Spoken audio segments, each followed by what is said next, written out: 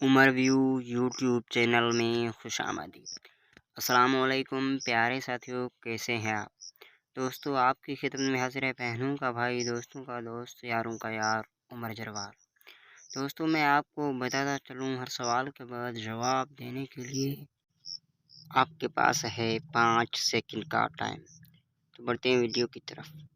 वो कौन सी चीज़ है जिसको हम दिन में कई बार उठाते हैं और रखते भी हैं?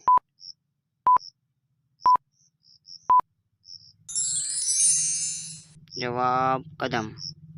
दोस्तों, अगला सवाल है, वो कौन सी चीज़ है जिसको हम आधा खा भी लें तब भी वो पूरी रहती है?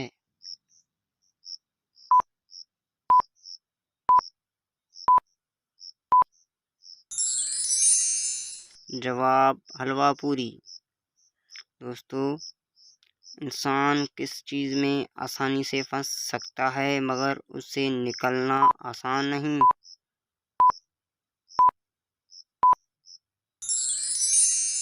दोस्तों, जवाब है मुश्किल वक्त। कौन सी चीज़ जिंदा से मुर्दा पैदा होती है और मुर्दा से जिंदा पैदा करती है?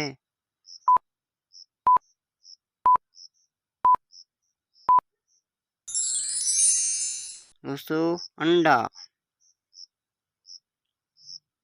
वो क्या है जो बीवी ले तो शौहर परेशान और अगर शौहर ले तो बीवी परेशान?